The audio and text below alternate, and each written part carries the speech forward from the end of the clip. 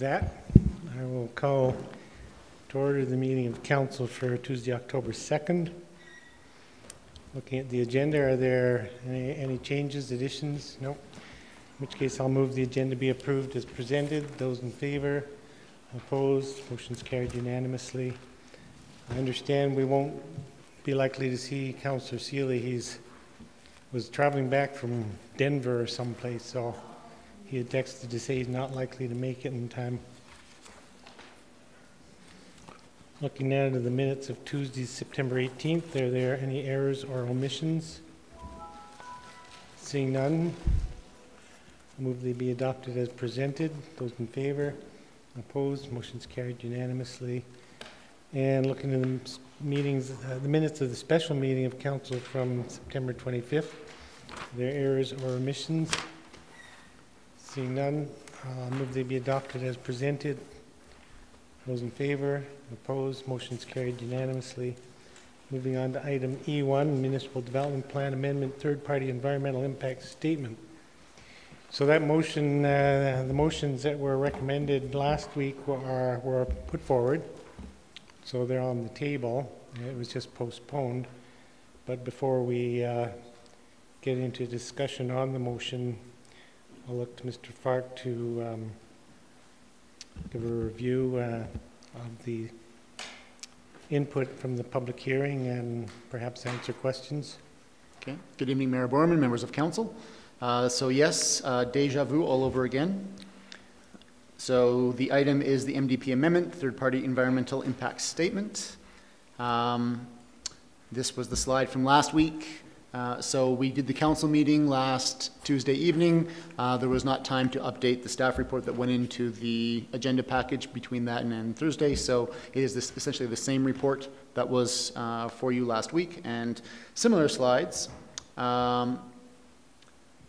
This is about the preparation, scope, and content and review of an EIS and the requirement to do a third-party review of the EIS. Our brief summary of our reasons for the amendment, which is essentially to remove the redundancy of having the town hire two consultants to review the same work. So we are proposing that the wording remain, notwithstanding the above, the requirement for an independent third-party review of an EIS does not apply to any EIS prepared by or on behalf of the town of Canmore or the town. Just want to draw your attention to a small administrative detail. As Mayor Borman indicated last week, there was a typo in the policy, and you can see it highlighted there for you on the screen. So although it did not get corrected in the agenda package, we can assure you that the correct wording will be included in the policy if it should be approved by council this evening. Oops, what happened to my... Oh, I had a slide on what we heard, and it seems to have gone missing. I'm not sure where it is. So I will attempt to give a summary of what we heard by memory. I apologize. I don't know where my slide went. Well, and of course, the council has had access to all of that, yes, the input on the website. So there were 5 main themes, if I can remember them all off the top of my head, that we heard through the input. So first of all, we received 27 written submissions and 1 oral submission. All of the submissions were opposed. The first theme was that the third-party review represents a check and balance and an opportunity to have a second opinion or a second view in a scientific area that can often be variable. So there was value in preserving that. There was a theme around the importance of protecting ecology and wildlife in the valley, and that the third-party review is a step that helps to ensure that. I'm afraid I'm drawing a blank on what 2 of the other themes were, and the final theme was there was a distrust of administration and the work that is done in pursuing development, and therefore the need to have this third-party review as an additional check and balance. So that is the brief summary of the information that we heard at the public hearing. And with that, I will answer any questions that you might have. I apologize again for losing the slide. And as I've noted, all of the submissions have been reviewed by council between public hearing and now. At least we've had the opportunity to. I have a line of thought that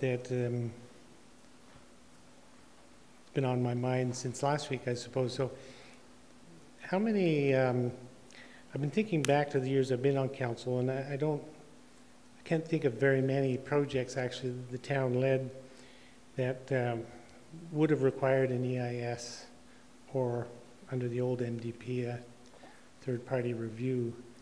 Can you think of any others? Well, certainly the MRF, the recycling center, Right. which is in a habitat patch, would have required an EIS and potentially a third-party review at that time under the current policy wording.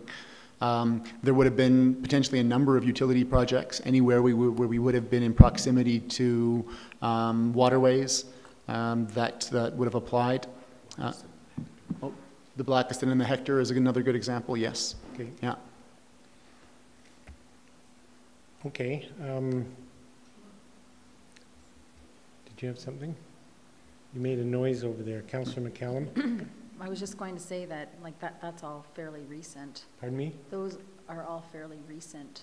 Oh, But I was, Blackiston's oh, 10 sorry. years ago. I was thinking of the new development there, sorry. Yeah, Oh, no, Northview. the new development, so Palliser, Northview, required an EIS and a third-party review, and an EIS and third-party review was done for that project. Yeah. And to be clear, administration felt that that was appropriate, and as did council, and I do believe it was Councillor Krausert who, in the district, because there was some discretion as to whether or not an EIS would be required, and Councillor Krausert moved a motion to have it included in the district, and that was approved by council. So the direction from council on that one was quite clear. And that's always the case in any project led by the town. The council can be quite clear in that way and direct a third-party review of an EIS if council feels it's That is necessary. correct. So council reviews and approves every project that is implemented by administration, usually through the budget and business planning process. And through that process, council can place any requirement that they deem is appropriate. So on a case-by-case basis, as those projects come forward for review by council, if it was determined that a third-party review would be desirable due to the scope or complexity of a particular project, council could make that requirement at the time of the project approval.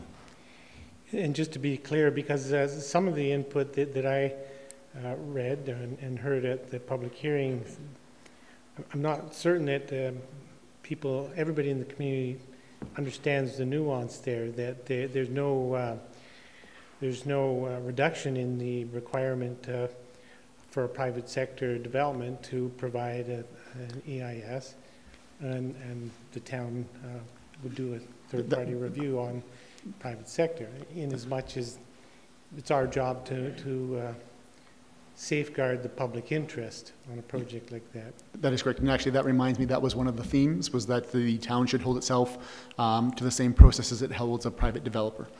Mm-hmm. Councillor Comfort?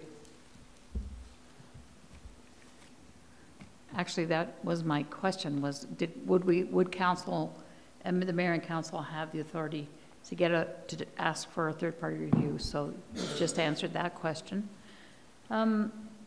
But we're not changing anything in terms of the developer and what's required from the developer. No, that is correct. So I think that was, in some of the emails that I read, that was sort of a misunderstanding that we were lifting that. And also, I get the intent, like people want us to be as stringent as we possibly can. And the third-party review of the town doesn't provide that necessarily, because I don't know, we pay them, we set the terms of reference, it's the same people asking for a second opinion, but not really. So, and I think it was brought up at agenda review or it was here last week, somebody said, well, it's like demanding a second opinion, medical opinion. And I don't think it is, because if you're deathly ill, you go looking for the answer you want, which is not what we want from a third-party review. So Thanks. Yeah, generally, if you're seeking a second medical opinion, for example, it's because you're dissatisfied with the first. And certainly, again, there's nothing that prevents council or administration, if we feel that an EIS that was completed does not actually satisfy our concerns, then we can always require additional review at that time, similar to any other technical report that, that we do. Okay, thank you. Further questions at this time? See none, thank you very much. So there is actually a motion on the table that council gives second reading to bylaw 2018-16 Municipal Development Amendment, third-party environmental impact statement. And there had been a postponing motion on that motion to postpone until this time. So that motion is back on the table, so we can discuss, debate the second reading of the bylaw. And as council will know from last week, I was thinking about some way of amending that motion to make it clear, just that what we were talking about in the discussion before the motion, that council always has the part of our job and part of our expectation would be to direct administration to conduct a third-party review of an EIS that is being prepared for the town or on behalf of the town. So that's always a given. And in fact, thinking about it, the example of how we are exercising that is in the application that's just come forward or about to come forward again from Peaks Landing, under which there wouldn't be a requirement for third-party review because the MDP has changed, but council has said in this case, and now that's a private sector development, but council has made it clear that third-party review of a project like that is important. In any ways, I'm wrestled with this all week and trying to think of a way of saying that through an amending motion, but I can't. So I'm going to support second reading as it is, and continue to exercise that part of my job as a member of council, that any project that the town undertakes that does require an EIS, council will consider whether or not it requires a third-party review, if there's any benefit to the taxpayer to have two separate opinions on the same project, and act accordingly. And I recognize that in the private sector, there's no change to the requirement for a third-party review on an environmental impact statement for any project other than one that's managed by the town. So for that long and laborious reason, I'll support second reading. Councillor McCallum. Sorry, thank you, Your Worship. I've been struggling with this too. I went back and looked at the policy itself, and it certainly makes it clear that we can ask for a third-party review at any time we want, and whether that's on an independent project or a project from the town itself. So it sort of seems redundant, and I will be supporting second reading. Any other discussion on the motion? Seeing none, I'll call the question. Those in favor? Opposed? Motion's carried unanimously. I'll then move the council give third reading to bylaw 2018-16 Municipal Development Amendment, third-party environmental impact statement. Discussion on the motion. Seeing none, I'll call the question. Those in favor? Opposed? Motion's carried unanimously. I'll then move the council approve policy PD-003, environmental impact statement policy, as amended. And I'll support that motion for similar reasons to those which led me to support the previous motion. Is there any discussion on the motion? See none, I'll call the question. Those in favor? Opposed? Motion's carried unanimously. Moving on then to item G1. Request for public hearing for the Olympic hosting question. I think you could do that from your seat, Councillor. Oh my God. Okay then.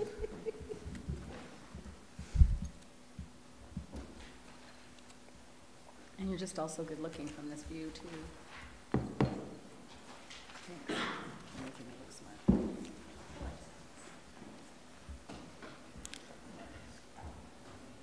Use the keys. Thanks.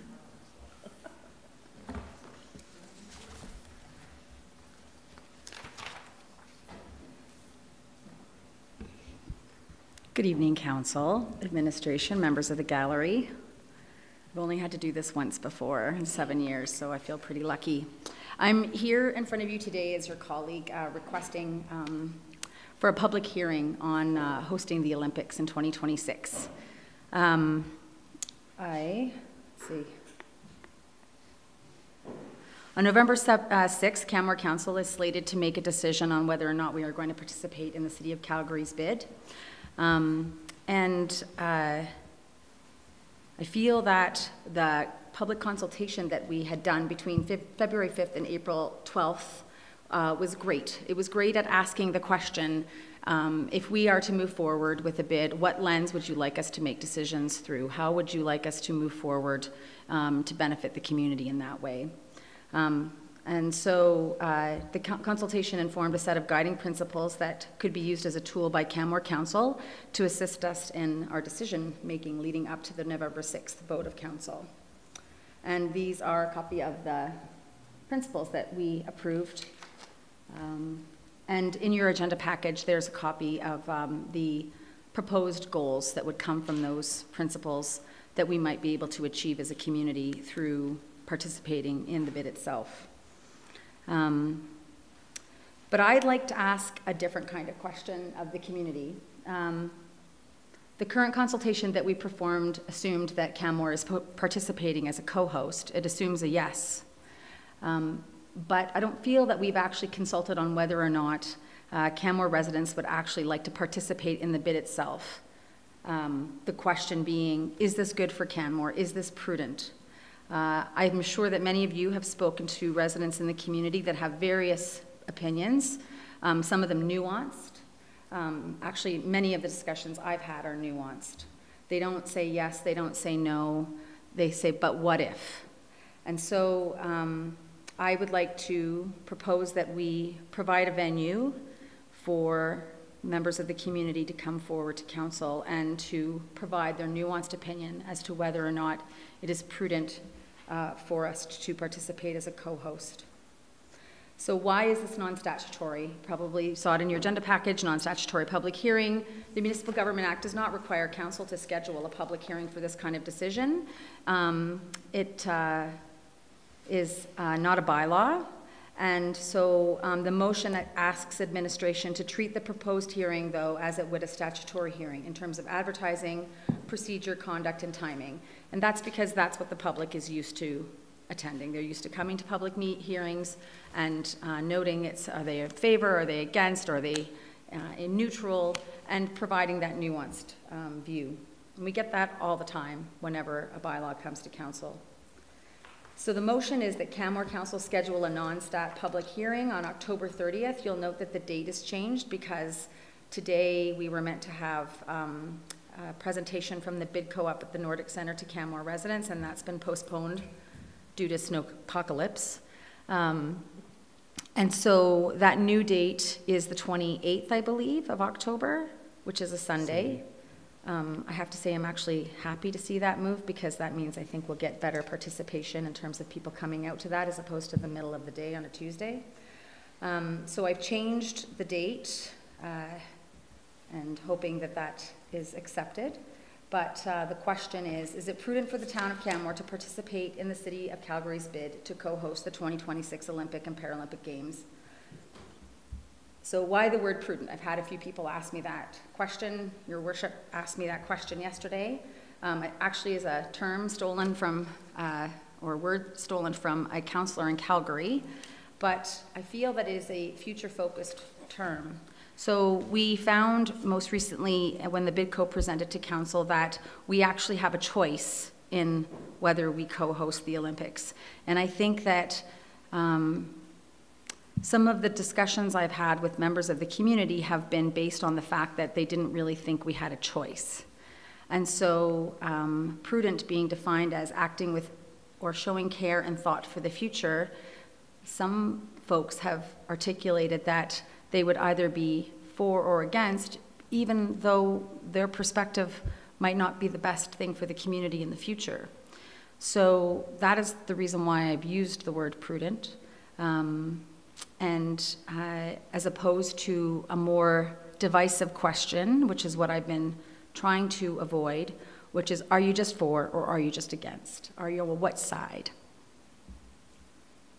So the motion that I'm asking council to consider is up on the board. And questions? Grade 7 PowerPoint presentation. Why don't you leave the motion up there for later, but I don't really have much in the way of questions. CAO, you have something? No, Your Worship. I was just going to suggest when you move to questions and debate, it's probably best for Councillor McCallum. Absolutely. Yeah, yeah, for sure. Right. So just before the motion's formally on the floor from Councillor McCallum, just something you said in your presentation that twigged a memory. So you suggested that in the consultation we had done that people weren't being invited to speak in opposition or express an opinion in opposition to hosting a bid, but I recall that people did, and that was welcomed as part of the input. Yes, but that wasn't actually how the question or the context of the public consultation was framed. It wasn't framed around, are you in favor or you're against? That wasn't the question. The question was, if we move forward with the Olympics, through which lens would you like us to make decisions? What things are important to you in the community? And I know that we did get some folks that came out and just yes, no. But I think that was not actually the intent of the public consultation, and I believe administration spoke to that when they provided us with the first draft at Committee of the Whole. Great. Are there any questions for Councillor McCallum in regards to her presentation? And then, Councillor, you can consider the motion on the table. The motion's on the table? Yes. Okay. So would you like me to have what? Did you want to speak to the motion, or? I think I just have, but Okay, thank you then. for the opportunity. Great. I'll speak to the motion. I'm happy to support that, as we've been all saying right from the beginning of this conversation. I have no issue at all with inviting the public to come and share their perspective on this or any other matter for the, to council. Certainly, we've been clear that we didn't think a formal plebiscite was necessary or justifiable for that matter, but inviting the public to come into council chamber and share their opinion, I would expect it to be the same format as our statutory public hearings, where I'll invite someone to speak in support, in opposition, in a neutral fashion, and like that. So I've always been happy to support this motion, knowing that it was coming forward. Councillor Mara. Thank you, Your Worship. I will support Councillor McCallum's motion.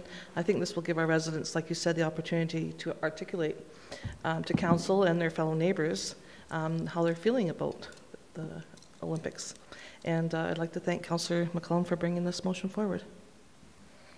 Councillor Comfort. I also will be happy to support this motion.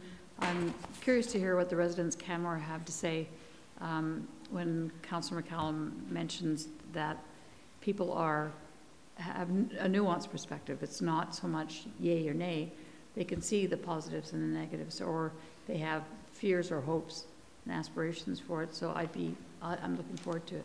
Thank you. Councillor Stanford. Thank you, Worship. Thank you, Councillor McCallum, for your presentation. That was very good. I think I'm understanding more about what the focus and direction of your motion is from your presentation. It'll be interesting to see how people interpret the word prudent and what they bring forward in terms of their own perspective, and I'd be happy to hear that. I think that's great that you brought this forward and that you've postponed it until after the October 28th presentation, which has been postponed because of today's weather. There might be a bit of confusion about the October 28th because they're advertising it as a town hall. It's not exactly the same thing as this. It's a different format because it's a presentation by the BidCo from Calgary. So I think this will give our residents an option to hear perhaps what they have to say on the 28th and then come forward with their own perspective on the 30th. So thank you for bringing that forward. Councillor Hillstead. I will also be happy to support this motion. It's just another option for residents to let their voices be heard by us. And they also can email us or call us anytime with, well, I'm not going to do that today. It's on my, it's on the website.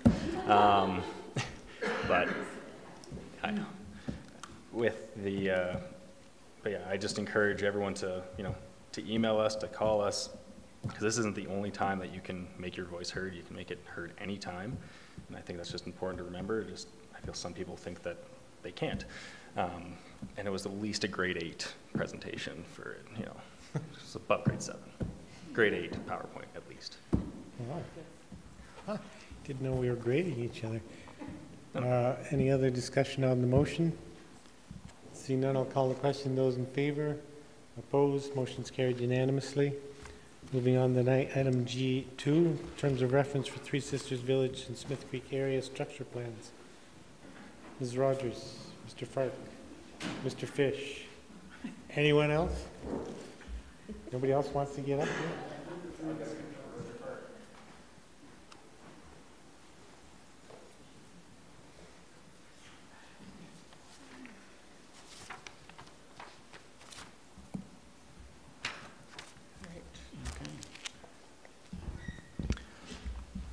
Good evening, Mayor Borman, members of council.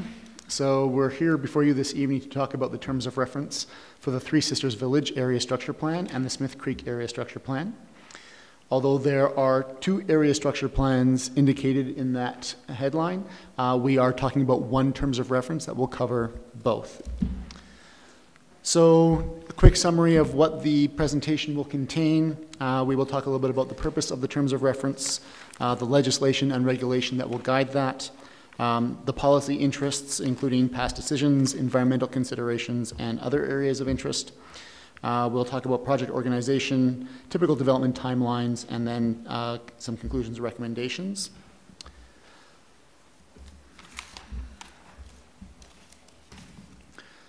So, included in your agenda package, it's actually quite thick. There's a fair bit of documentation there. The only thing before you this evening that is actually required to be approved is the terms of reference for the area structure plans. So that is the attachment 1. And then we provided some additional documentation that is for your information. So we have a community engagement plan, which is the applicant's community engagement plan. It is a working document that they will continue to evolve as this process unfolds. There is also a working document which is their vision and principles, which is the vision and principles that the applicant is proposing to take out to the community and to discuss with them and get feedback on the future development of those lands. And then we have the attachments 4 and 5, which are the terms of reference for the environmental impact assessments for each proposed area structure plan. So as per council policy, we have contracted, the town administration has contracted a third-party reviewer. That third-party reviewer worked with the consultant for the applicant to set out what the terms of reference would be. Our third-party reviewer has essentially confirmed the terms of reference and finalized the terms of reference. And so what is included in your agenda package is the finalized terms of reference that the applicant will need to meet in their EIS. So quick look at the map. so that we can see what it is that we are looking for. So originally the ASP was meant to combine both the Resort Center and Smith Creek areas. However, due to a history that we all know quite well, which was uncertainty around the corridor decision for Smith Creek, that is no longer possible.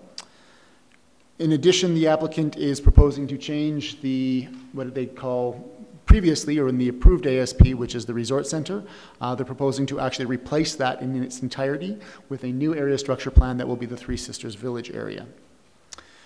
It's possible that both Three Sisters Village and Smith Creek will come forward at the same time, and that is certainly the applicant's desire. However, there is, due to the provincial wildlife corridor decision, there are processes that are beyond certainly town administration's control and to some extent the applicant's control. So if it is possible to bring the two of them together, that would be the intent. However, we are bringing forward the terms of reference in such a way that if they need to be staged, the theory at least is that the information that council would need in order to make a full decision, an informed decision, will be made available to them even if the ASPs come in a staggered approach.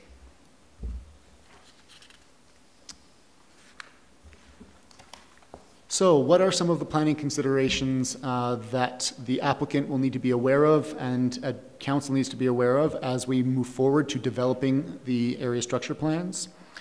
So the first of all is the need for consistency with higher level regulation. So there are provincial acts, including the Alberta Land Stewardship Act and the South Saskatchewan Regional Plan.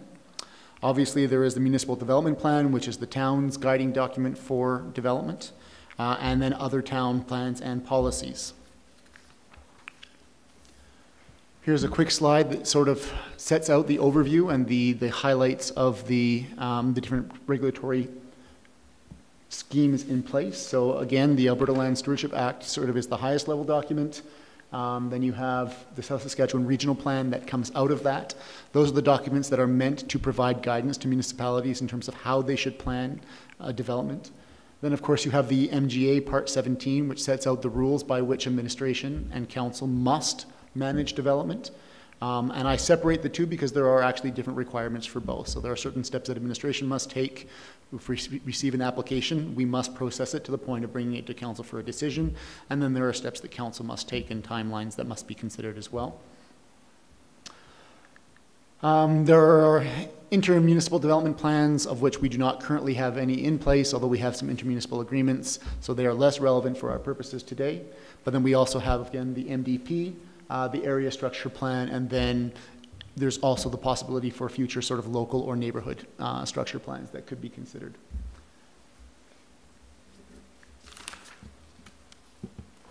So when we talk about planning at the community level, what we are really looking at is the MDP. That is council's vision and direction for how development should occur within the community.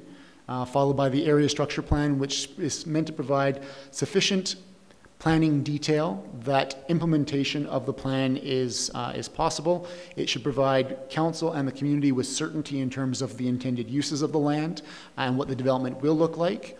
It will provide the developer certainty in terms of understanding what they are allowed to do, but it should also provide at least some flexibility to address and to alter for changing market conditions and realities.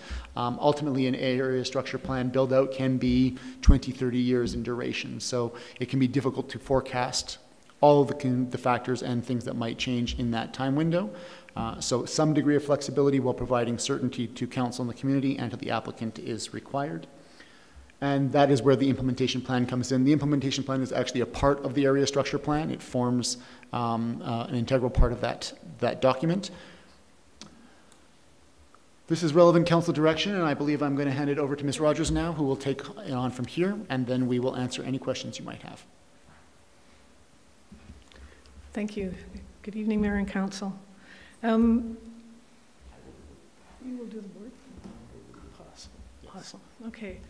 So following the decision by the Natural Resources Conservation Board in 1992 and a settlement agreement between the Three Sisters landowners and the town of Canmore, the town and council established a direct control district, DC 198, to reflect that settlement agreement.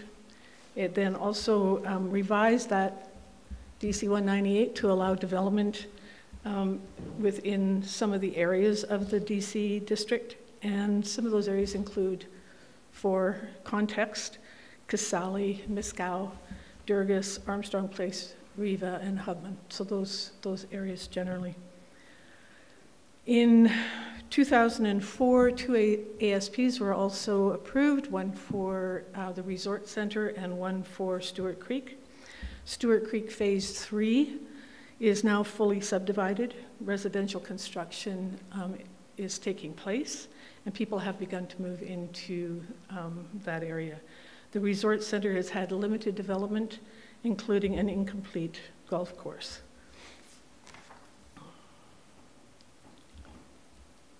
I'm going the wrong way in my pages. The MDP identifies the area encompassing Three Sisters Village, AKA the Resort Center, as part of the growth boundary. The applicant's intent is that Three Sisters Village ASP replace the Resort Center, as mentioned by Mr. Fark. As noted in the terms of reference, the applicant has determined that a golf course is no longer viable. The MDP identifies Smith Creek as an area that is understood to have capacity to accommodate new urban development, but the actual area to be developed and how it is to be developed is required to be determined through the preparation of an area structure plan. The Thunderstorm Quarry lands are currently not in the growth boundary area to be determined. However, they have been included in the study area and would require an amendment to the municipal development plan should council approve that change. Town administration and the applicant share the objective of producing ASPs that align with the policy direction provided in the town's municipal development, municipal development plan, our established policy directions, the applicant's objectives and goals, and the community's aspirations and input for future development. Successful alignment should lead to approval by the town. The terms of reference provides the foundation for the process that will be used by the town and the applicant to develop the ASPs. Next slide.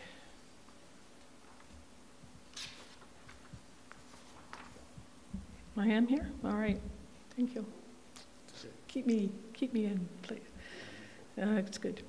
A collaborative planning process for the preparation of Smith Creek ASP began in 2015 specifically for DC 198 sites 7, 8, and 9, and included Thunderstone Quarry.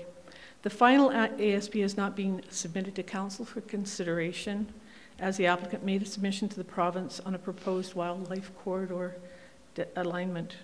In June of 2018, the province found that the alignment was not satisfactory.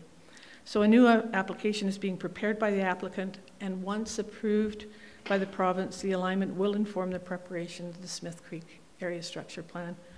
Until then, and since the time frame to move from ASP to building construction is lengthy, the applicant is moving forward with a new ASP for Three Sisters Village with the expectation that the ASP will be completed and submitted to council before Smith Creek.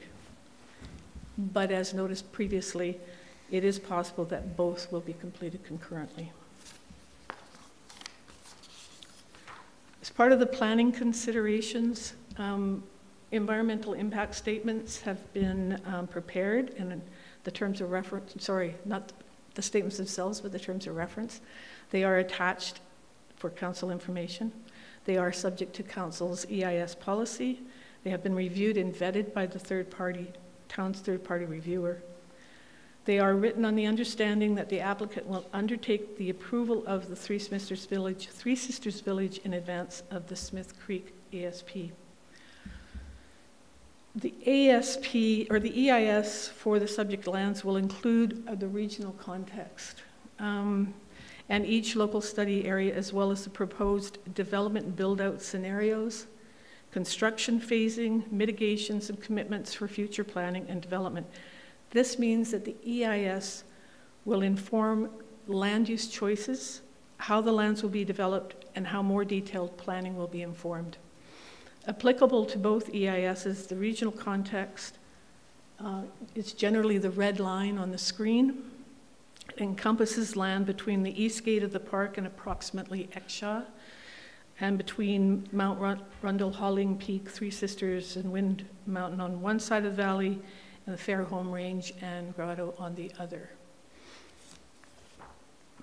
The EIS for the local study area for Three Sisters Village includes the along and across the valley and Tippo wildlife corridors. The local area study area for Smith Creek includes, as part of the Smith Creek EIS baseline, the Three Sisters Village EIS local study area as well. The terms of reference for the ASPs and the vision and principles document that's also provided as part of your council package provides some background related to previous decisions, issues, constraints, and potential opportunities that are available to Canmore. Both the applicant and town administration recognize the need to address local and town-wide issues like undermining mountainous aspects, geohazards, how we get around municipal finances, human use management, and community needs such as affordable housing, social, cultural, and recreation needs. The ASP preparation will consider such issues and propose potential commitments as appropriate. The town has a number of planning documents, such as the Recreation Master Plan, that will inform the development of the ASPs, providing an opportunity to address community goals and to enhance the livability of the community. A draft table of contents in the terms of reference has been provided. It's meant to give guidance as to the interests that will likely need policy direction for future municipal and developer planning of the lands. The ASP is intended to provide both proposed land uses and a policy framework for future planning and development. For information, in June of this year, representatives from across the organization attended a workshop to begin to consider how the Three Sisters Village area could be developed based on the vision and principles. 4 conceptual land use plans have been prepared. Since then, the applicant has developed evaluation criteria for consideration by the town. Follow-up workshops will evaluate the proposed options, which can then become part of the community engagement plan.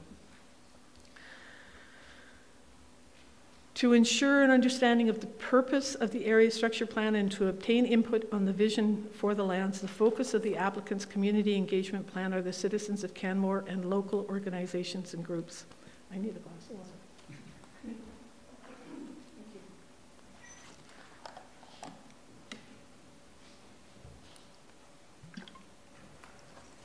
As identified in section 1.2 of the terms of reference, the Municipal Government Act sets out ASP requirements. These include the need to ensure that other stakeholders, such as school boards, the MD of Bighorn, Waste and Transit Commissions, are informed and have the opportunity to provide input. The purpose is to ensure that their long-range planning includes an understanding of the proposed development and potential impacts on capital spending and operational needs. And I will take my time and have another sip.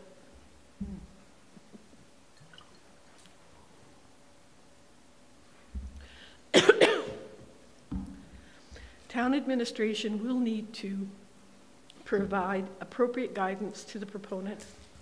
This is a challenging process for all concerned, and the intent is to work in a respectful manner, to listen to each other, and address concerns where possible.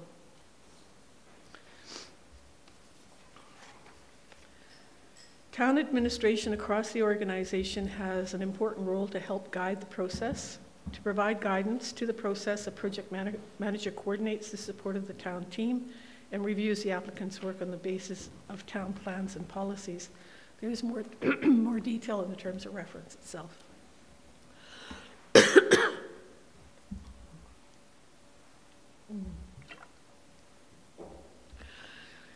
The preparation of an area development plan is not the end. Additional work is required to determine the regulations that match the vision and principles of the area structure plan. Actual construction of buildings depends in part on phasing, developer and municipal finances, and economic conditions. One can anticipate that lands will be fully developed by about 2050. That's clearly a long-range plan. Following approval of an ASP, other work will come to Council for consideration, including additional planning, regulation, subdivision, and servicing. The timeline is presented to help understand the process and to help the stakeholders, including the development and building industry, the community, and municipal corporation, plan for the future. Stewart Creek Phase 3 is fully subdivided, and there will be a time lag before a new development phase is underway.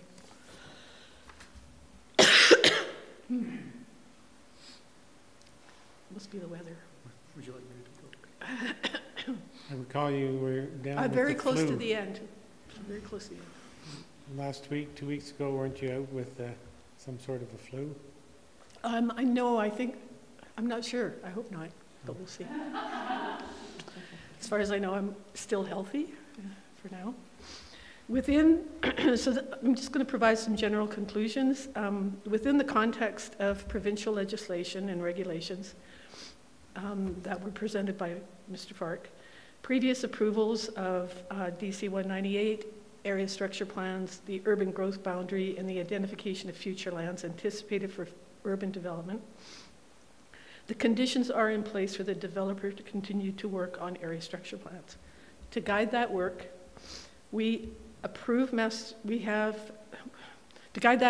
are approved master plans such as the Integrated Transportation Plan and policies such as AEIS policy to ensure that the ASPs will accomplish town goals. Administration will guide the applicant through the process by reviewing and commenting on the work. The applicant will seek input from the community to understand how that input might also inform their vision for the lands and related policies. Really so close. The EIS is intended to set out the mitigations and commitments to protect ecological function, wildlife corridors, and habitat patches. The result should be a plan that supports community and developer goals. It should be something that provides positive benefit to all stakeholders. And with that, our recommendation is that Council approve the terms of reference for Three Sisters area structure plans and Smith Creek area structure plan as attached to the agenda package. Thank you. And just before we wrap up and open it up to questions from Council. So a quick reminder about how we got here. So a little over a year and a half ago now, Council received the last ASP amendment for the resort center. And at first reading, Council declined to give first reading, so it was defeated at first reading. And one of the key points that Council made at that time was they did not feel comfortable moving forward with the resort center in absence of certainty on Smith Creek. And so there was a desire expressed by Council at that time to bring the planning for all of the remaining Three Sisters lands together in one application and to be considered as one. So we recognize, administration, that the current terms of reference that is before you is not entirely consistent with that direction that Council gave previously. And we think that's an important point to acknowledge, and ultimately it will be a Council decision whether or not and how to proceed. So since that time, a couple of things happened. Again, the wildlife corridor application process with the province has certainly impacted the ability for the developer to bring those two areas together. And so in considering how this could actually be moved forward, because we do understand that there are economic reasons why the developer wishes to move forward with the development of the area structure plans. The challenge for administration has been trying to understand if there's a balance that can be achieved with providing Council the information that they would need to make an informed decision while respecting the Council and the community desire to have clarity on all remaining lands. So by bringing one terms of reference that covers both area structure plans, the intent here is to develop the vision, principles, goals, and eventually the policy language in the ASPs together. They may not come forward for approval to Council at the same time, given uncertainty around the corridor decision or any potential corridor decision. But the intent is to develop the policies together, and then to have the policies and the information from each area impact the other. So at least in theory, it should be possible for council to have the clarity and the certainty and the understanding of what's going to happen in all of the lands, even if the applications come separately. Ultimately, it will become a council decision whether or not they agree that that condition has been met and whether they feel comfortable with that. From administration's perspective, we do feel confident in our recommendation that allowing the applicant to move forward with this terms of reference and to develop the ASPs is a reasonable approach that can be taken at this time. And then we will determine as it comes to council at first reading what the next steps and how that might look. So it's not that we were not aware of the previous council direction or that we were deaf to the previous council direction about bringing the lands together in their entirety. We are trying to work with the developer in a reasonable way that will still provide the council the certainty and the information that they require. And with that, I will open it up to any questions that you might have. So I'll just key off of that last point, and you're quite right, council had indicated a very strong preference for understanding development, future development on all of the lands rather than piecemeal. I'm not personally overly concerned about approving terms of reference at this time that would allow both ASPs to begin planning, but I have a strong preference to see both ASPs considered by council at the same time. And I'm assuming that council also shares that strong preference. So administration could do everything within its ability to encourage that to happen. And I understand that Three Sisters is waiting to hear or has been working with the province on another application for corridor, and that's a critical part of the mixture. I have no idea where that discussion stands. So to our understanding, the applicant is in discussions with the province around what process and what steps may need to be taken in order to move forward an application on the wildlife corridor. We also, as administration, don't have clarity on either the timeline or the process for that as of yet. And I do believe that if I were to look at the applicant, they would tell me that they also do not yet have clarity on either the timeline or the process for that. Mm-hmm. Well, it certainly took much longer than anybody expected last time. Regardless, I think the main point is that I'm making is for council and for our community, it's really important to understand the long-term vision for the entire piece of land. I could just, I'll start by going through the report that was provided by administration with one or two questions and then move into the terms of reference and some of the other attachments. I encourage councillors to light up the board at any time.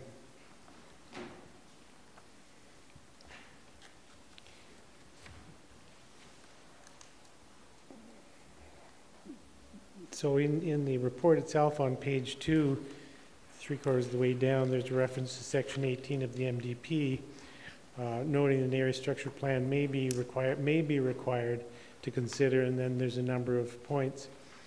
I just want to underline G, the provision of commercial to support economic development goals and community needs, and can speak a bit more to that, I think, under the attachments when we talk about some of the details in the attachments. But I do, again, just want to underline that with our council has clearly made it a priority. One of our priorities is economic diversification, and that implies, or that more than implies, that's a diversification outside of purely tourism economy, and I'll be looking for terms within the area structure plan that show clearly how proposed development and growth on the lands will meet that aspect of our economic development goals. Yeah. So I would say that what we're doing at the moment is approving the terms of reference for the ASP development. And so the opportunity to provide the feedback about what type of development you actually want to occur, and the makeup and composition of commercial and different types of economic activities, it is through that ASP development process that the opportunities to give that type of feedback will occur. Right. I understand that, but in context of the terms of reference and the report, I'm just sort of high level dipping into aspects of the terms of reference that will inform the area structure plan, and underlining or underscoring those aspects that are of particular interest to myself.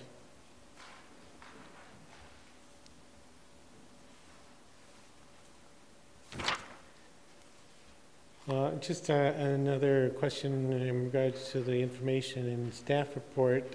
Under financial impacts, it notes that the applicant had paid $200,000 in fees to the town in relation to the Smith Creek ASP, and that, as I understand it, that those monies are still in play. There's not expectation of additional fees. So that is correct. For Smith Creek, because the application actually never came forward to council for consideration, it was part of the fee structure that essentially the fees covered up to and including the consideration of the application by council, so those remain in place. However, in regards to what is now the Three Sisters Village, because that application for the Resort Center amendment was unsuccessful, new fees were applied to cover the Three Sisters Village application. I don't know if other members of council have any questions specific to administration's report. Councillor Comfort.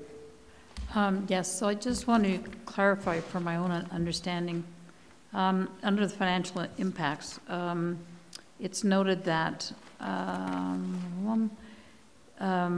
submission for consideration by council, and this is Smith Creek now, will not occur until the applicant has support from the province for the wildlife corridor alignment.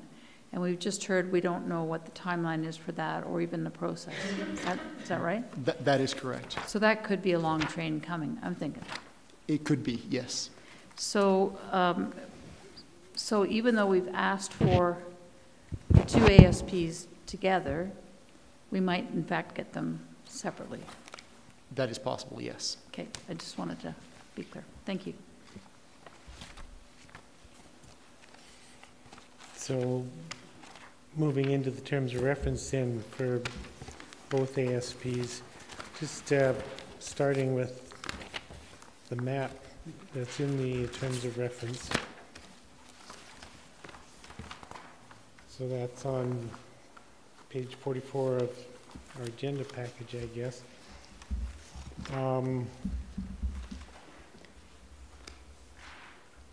So a couple of questions in regards to the map. The yellow blob that indicates the Three Sisters Village ASP area. I'm curious about the rationale about, I mean, the area is quite different from the area that's covered within the existing Resort Center ASP, and I'm curious to know a couple of things.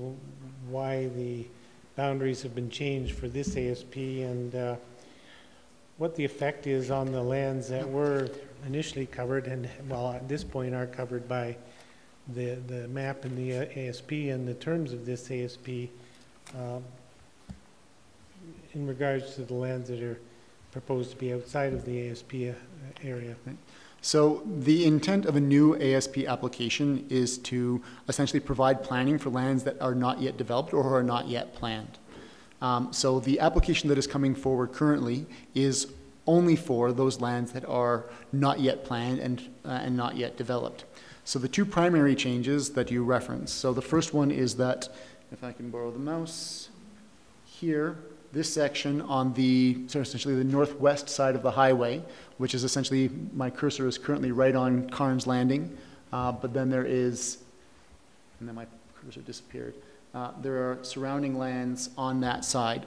So the reason why those are no longer included in this particular area is because there's either a conservation easement or a wildlife corridor already approved for some of those lands, or the remaining lands have actually already had their development potential. So Carnes Landing has already been developed, and the remaining lands on that side of the highway are currently in discussion between the town and the developer around an MR reconciliation, so municipal reserve reconciliation.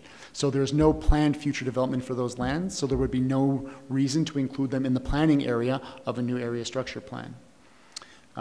Similarly, on this area here, there was Which area was that?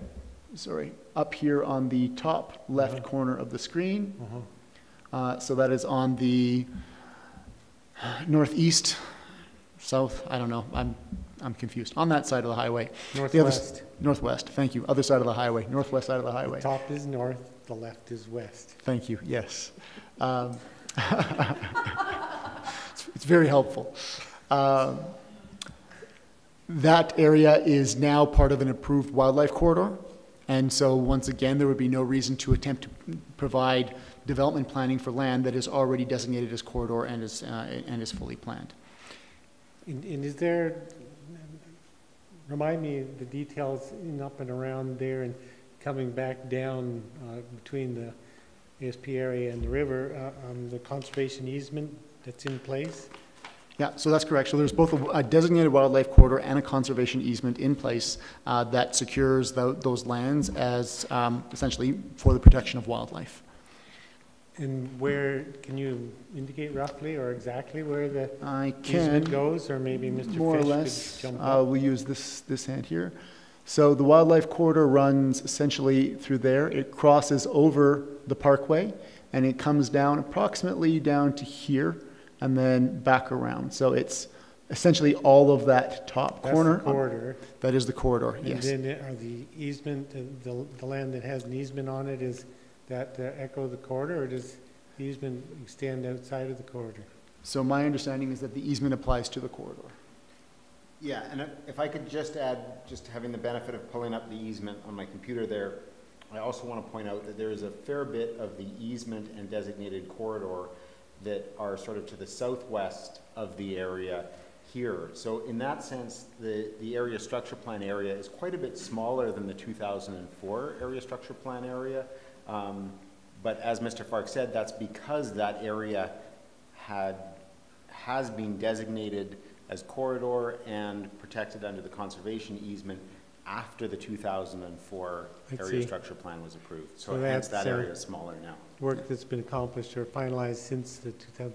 Yes. So the piece of land specifically that I'm curious about, which is southeast of the Cairns Landing, so between the yellow area and the river, Yes. some of that land is currently in DC 198 as Site 1, which I think, okay. Yeah, there it Got is. that up there. Yeah. So that blue portion, I guess, is that So you're, I think, number 3 on that map, the Yeah. blue area? yeah, go ahead. There. So yes, the area number 2 on the map is the Cairns on the Bow, and that is part of the DC 198 zoning. The other areas are a mix of residual zoning. This little piece right here, so the zoning is the brown lines, is actually a remnant from Municipal District of Bighorn zoning that has never been cleaned up and is still part of, I mean, the zoning hasn't changed, so that's still technically the active zone the there. arm on the land? Exactly, yes, that's I correct. was looking at the map and I couldn't figure out what R meant.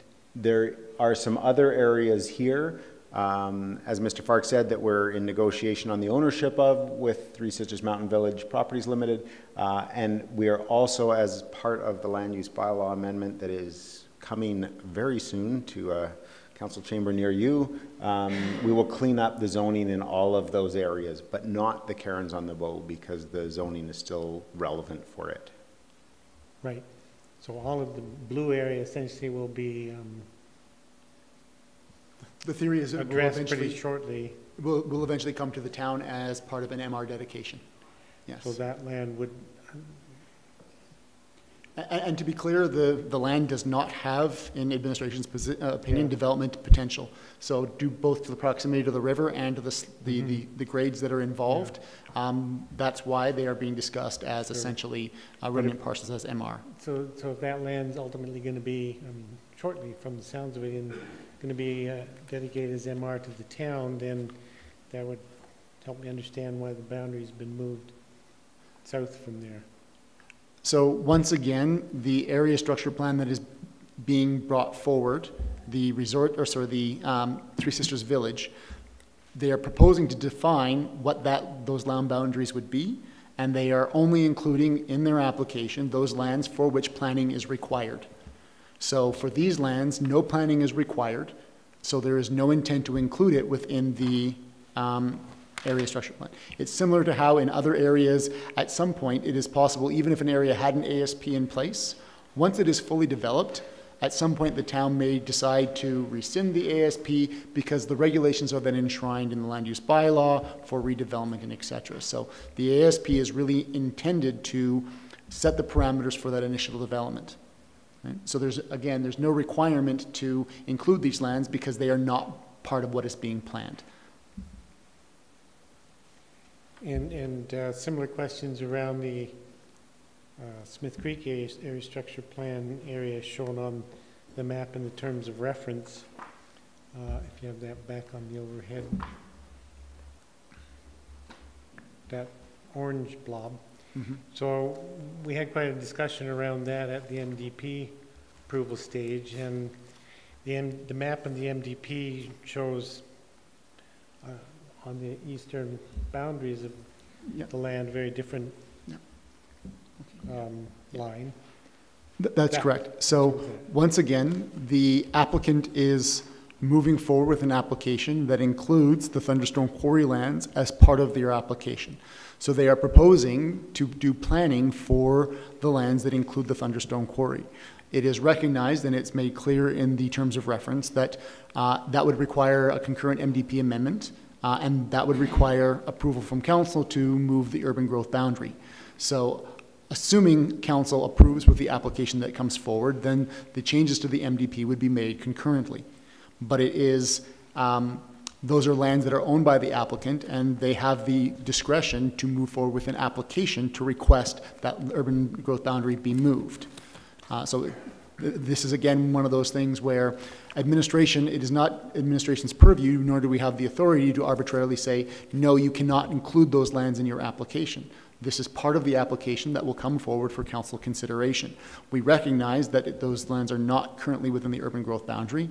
However, there is a process set out in the MDP for when changes to the urban growth boundary can be made and what the conditions are that would need to be met. So assuming that the applicant brings forward an application that meets those criteria and satisfies council's concerns, then council would have the discretion to amend the urban growth boundary at that time. Great, and I also recall the discussions around that section of the MDP that set out the steps to move the urban growth boundary. So at the same, what I'm understanding then is part of the ASP will be the information on the request to move the urban growth boundary. And at that time, council could approve an area structure plan with or without that change made. That is correct. That would be council's decision to make at that time, based on the application. Yeah. So would you like to know what the conditions for moving the urban growth boundary are? Remind me. Section 2.1.5 of the MDP. The growth boundary should not be expanded beyond the area shown in map 1 except where A, a community benefit is achieved, and B, a net positive fiscal or socioeconomic impacts are achieved, and C, the proposed development can be connected to municipal infrastructure in a fiscally and environmentally responsible manner, and D, the proposed development does not result in unacceptable environmental impacts.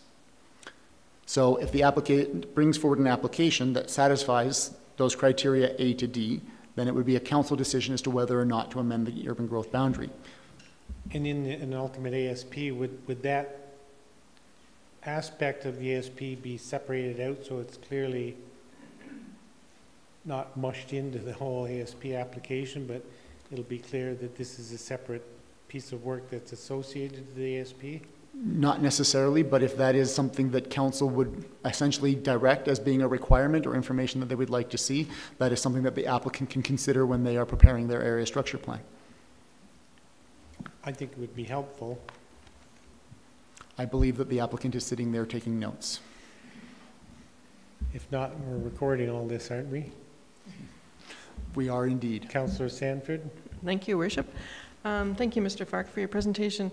I had another question for you regarding the Thunderstone Quarry.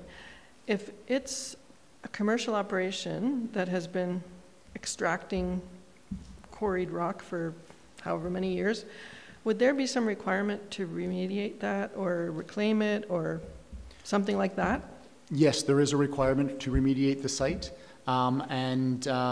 prior to it being essentially either the current concession terminating or for it being repurposed for other types of development.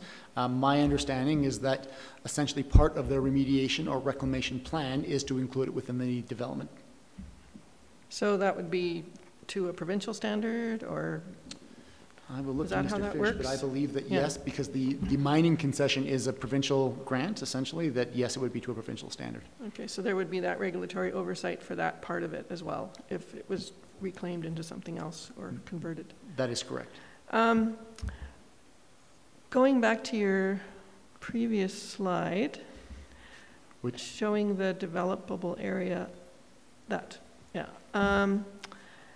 is there any recognition or consideration in that area structure plan that is being proposed for the 2002 Golder that suggested that the golf course was part of or a buffer for the wildlife corridor? So you're referring to the area in yellow, so that would be the Three Sisters Village. Right. And the environmental impact study that is being required and for which the terms of reference has been defined will look at the impacts of the development on the area, and that will make recommendations around what considerations need to be taken and what protections may need to be in place, both during the development and construction phase and in the long term. So the 2002 Golder report and the discussion around effective width is only, I would say, indirectly relevant in so much as that it was a snapshot in time, and it is essentially the corridor as it is currently approved. And what the EIS will do now is it will determine what the impact of development would be on the functioning of that. So I don't know that I have a perfectly clear answer to your question, other than that factor will need to be considered as part of the EIS. So effective width of the adjacent corridor would be considered as part of the EIS? So the impact of development on the functioning of the corridor will be considered as part of the EIS. Okay. And one consideration would be that we want to see things in this plan that address recreation. Mm-hmm. So if that area was appropriate or considered for recreation, that might be a suitable transfer of use. Potentially, yes. Okay, so that would be up to the applicant to determine Right. what sorts of appropriate uses would be for that formerly golf course. Right. I believe that the applicant is as well aware of the history as the town is in terms of the originally intended uses of those lands, and I believe that they will look to speak to the community and get feedback on what uses and what types of uses would be appropriate where, and that will be reflected in their application. Because there's a lot of potential in this application, right? I mean, there's a lot of things that could happen. So determining where those things should happen is top priority. It is precisely the work that needs to be done through the ASP development. Okay, thank you. So, Councillor Stanford's question about remediation, future remediation of the Thunderstone Quarry, twigged another thought or question that I have, which is around on the other end of the land, Tipple site. And if I recall, there's still remediation work required on the Tipple site. Is that, I don't know. Not to our understanding, although the future of those lands is also something that is a topic of some discussion with the applicant. Yeah, okay. Sure, that'd be good to know. I thought there was some level of remediation that was required on the Tipple site area prior to development of the resort center area. But So the Tipple site itself is not considered to be suitable or appropriate for development. And so, but I'm not aware of any obligation between it and the resort center. I could be misremembering, but if you don't mind checking that out. Administration will make a note of it, and we will look to verify whether that is the case or not.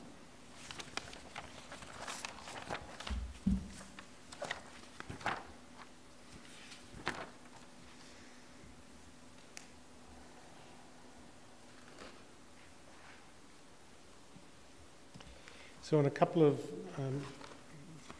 places, there's discussion or there's suggestions. So I'm looking right now at 4.3 in the terms of reference for the area structure plan.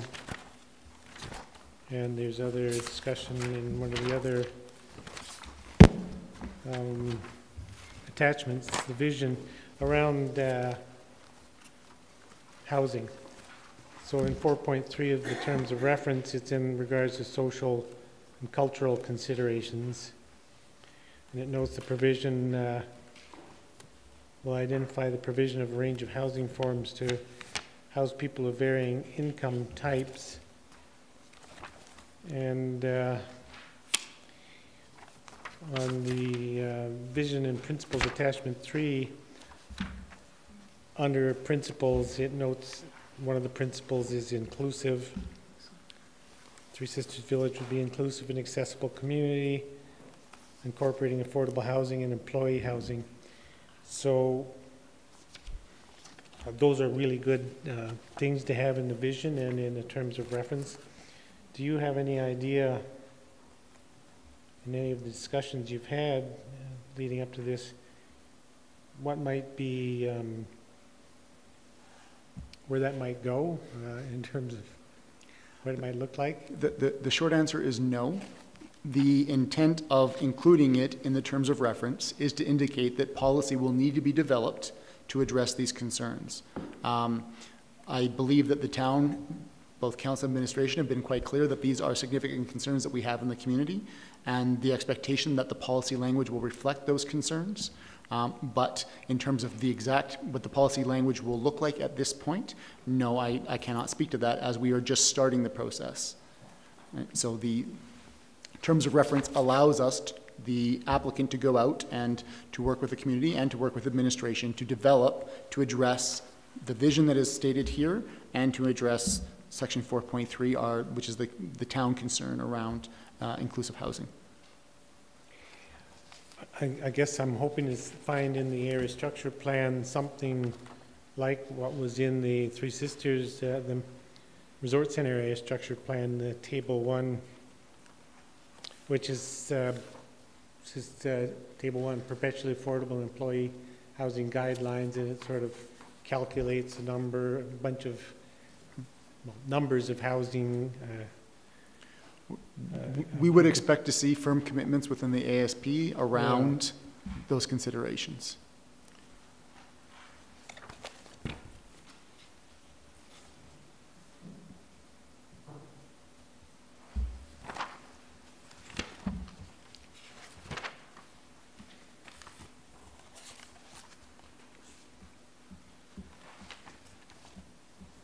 And again, looking at attachment 3,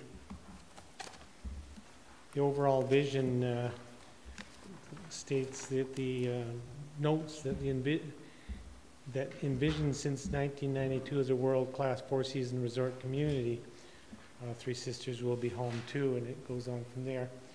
So part of my vision for future of our community in that area is certainly resort is a component, but I'm not too sure that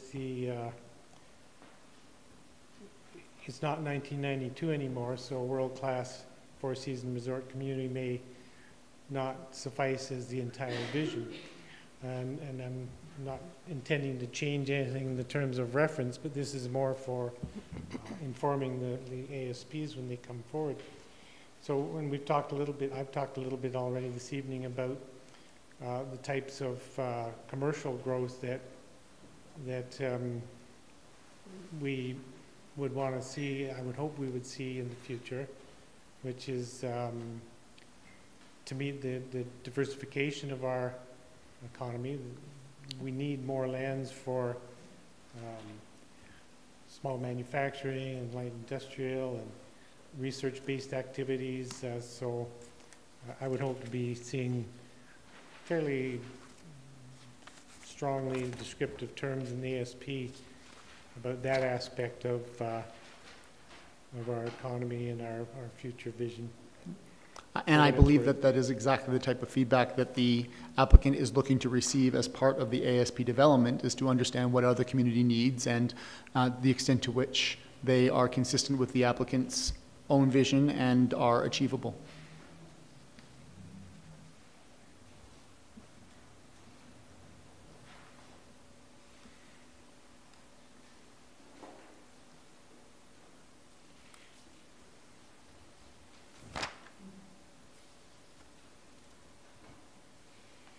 And again, in the vision document, under the section on economy, it references a medium-scale conference venue as one possible enhancement. Have you heard any further detail about what the applicant might be considering in that? I mean, we went through several years ago a fairly comprehensive study around conference facilities in Canmore, and my recollection was the results of that study weren't wildly positive. That is correct. The conclusion of the study was essentially that in order for a conference facility to be meaningful, it would have to be of a sufficient scale, so read very large size, in order for it to be competitive, and that it would essentially need to be run by the municipality and subsidized by the municipality in order to be successful. Which the council at the time did not feel that there was appetite or demand for that type of facility. And as to what the applicant themselves may bring forward, a conference center is one of the options that they are exploring and that will be explored through the ASP. I can't speak to more detail than that. Yeah, I'm also thinking of what we heard, not formally but informally, I suppose, from Mr. Turcott, the owner of Silvertip Lands, about similar vision for his future development of a large conference center. So clearly, we're not going to see a war of conference centers across the valley. So I suppose how that rolls out on that side of the valley might inform plans for Three Sisters or vice versa. But I'm just curious to see where that goes, given the results of that conference facility study that we did fund several years ago.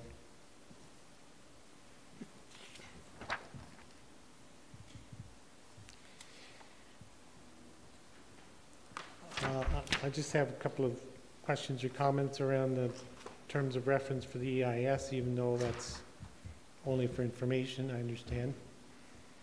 On the second page of the terms of reference for the Three Sisters Village Area Structure Plan, it's talking about the 92 NRCB conditions relevant to the proposed Three Sisters ASP, and one of the bullet points there is in lieu of, it notes that in lieu of a wildlife aversion conditioning plan, Three Sisters has prepared a wildlife human interaction prevention plan that was approved by the province in 2004. And I recall quite a bit of discussion about that plan over the years. But does admin have any perspective on how effective that, the WIP, I think it was called, how effective that plan was, and whether that would be something that you would expect to see continuing or Yeah. changing? So the current understanding is that although some work was done, that the full set of obligations that were included in the WIP were actually not met. And the intent through the current EIS would be to identify what we will essentially call a commitment table. And that will outline not just what the current commitments will be, but what commitments and conditions will be in place as development occurs, in order to ensure that the environmental conditions are, and any requirements around the environment are continue to be met in the longer term. So the short answer is that it was recognized that the WIP was not fully executed on and that the additional work is required. Okay, great, thank you. And in a similar fashion, reading the piece on page 3, towards the bottom, no CIS should consider the human wildlife coexistence recommendations.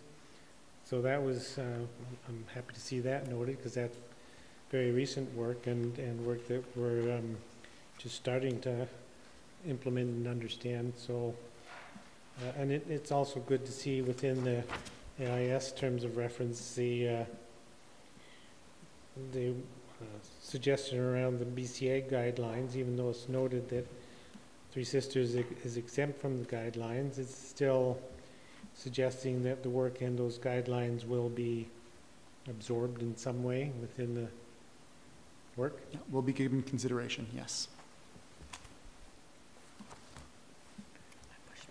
And I'm just going to pause for a moment now while my fellow councillors hit their buttons with questions. My button's on, Mayor. Am I on the board? Oh, it's not working. You know Okay. what? Anyway, so you got a question? Go for it. I have a question.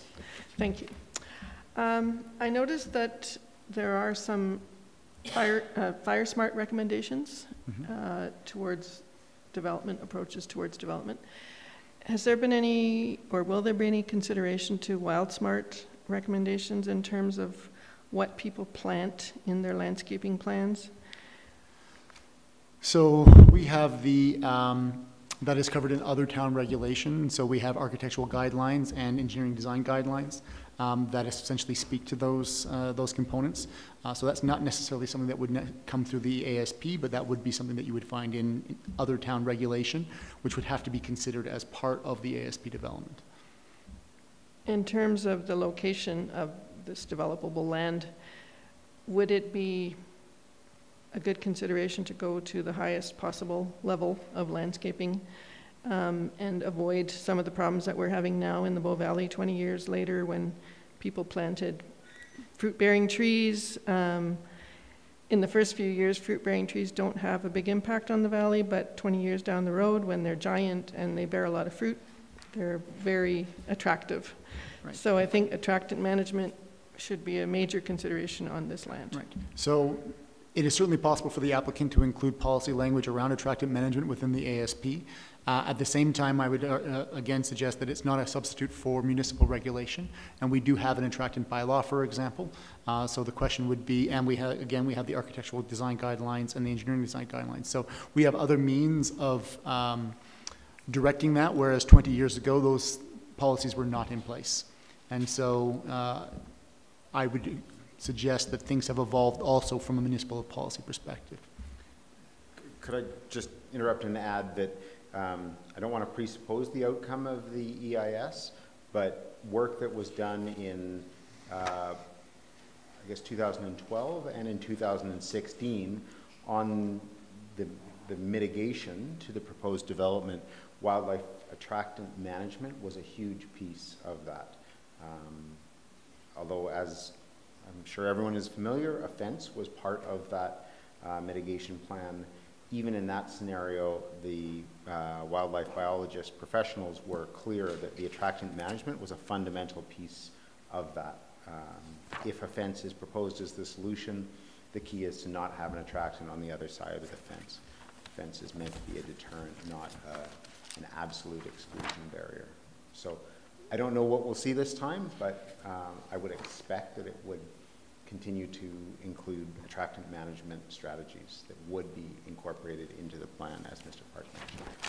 Yeah, I'd be looking for that at the highest level, just in terms of the location of this land and what's adjacent to it, essentially, so, thank you.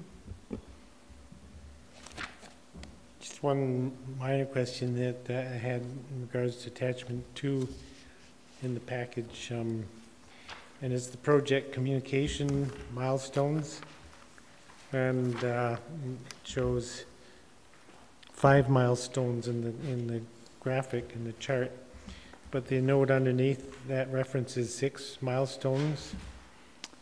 I'm just wondering. Yes, that was a typo that we believed we caught and thought we were going to have fixed, and unfortunately, apparently did not get fixed. Okay, so it's 5 milestones. And I guess in regards to that topic, communication, we haven't really talked much, or you haven't presented much in the way of communications. I know the Three Sisters has engaged a communications specialist, and can you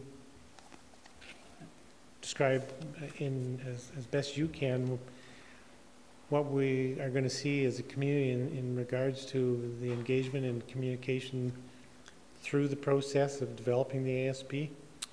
So the direction that came from administration in regards to communication was that it was important for the applicant to go out to the community and have a meaningful discussion around the vision and principles and the ASP policy areas of concern. And that there would be an expectation that the application, when it comes forward, would reflect the feedback that was received and would indicate what that feedback was and how it was incorporated, or in the cases where it was not possible to incorporate it, the reasons why. So that was the high-level guidance that that administration provided, and then the applicant has moved forward and they've developed a community engagement plan that they are proposing will allow them to go out and have a meaningful conversation with the community and collect that feedback. Great, I'll look forward to seeing that.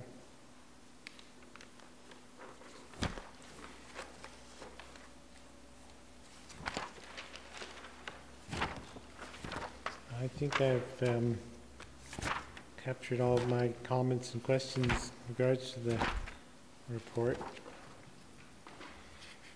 Councillor Comfort? Yeah, I just had a question also on communication. There's a note under strategic priority to enhance communication with stakeholders, and it notes that monthly meetings between TSMV and Town of Canmore administration are already underway. Would you say that those enhanced communications have helped advance this process? I would say yes. In my opinion only, and for whatever it is worth, I believe that the terms of reference that we are starting with now is as a result of the work that has been done to this point, and that it positions us better than we were when we started the process the last time around with the unsuccessful resort center application. As Ms. Rogers indicated, it's not necessarily always easy, but there is positive two-way communication that is taking place currently, and we are attempting to address concerns as they come up. Thank you. I just have one other train of thought, which is around phasing, and phasing is discussed throughout the various sections of the report. But I guess the expectation is as that phasing would occur basically west to east. So the Three Sisters Village ASP would start building out initially. Is it can you speak to that phasing, and is the expectation that Smith Creek area ASP lands would not be started development until the the Three Sisters Village area is complete, or would there be some So I think consideration of phasing is something that will be important as we define the ASP policy language. I don't think it would necessarily be a reasonable expectation that the resort, or I made the same mistake, the Three Sisters Village would be completely built out before there would be additional development in the Smith Creek area. That depends on timing of the approval for Smith Creek and the provincial decision on the wildlife corridor, but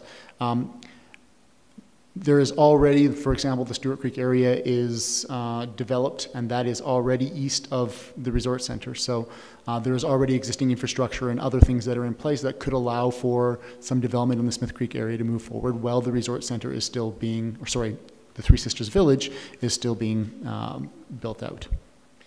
Yeah, and I suppose part of what's informing that curiosity is knowing that in the last couple of years there was discussion around possible pods within the Smith Creek area structure plan that would address the community need that I was speaking to a moment ago, the lands for future small manufacturing and research-based activity, that is lands different and separate from resort center type lands.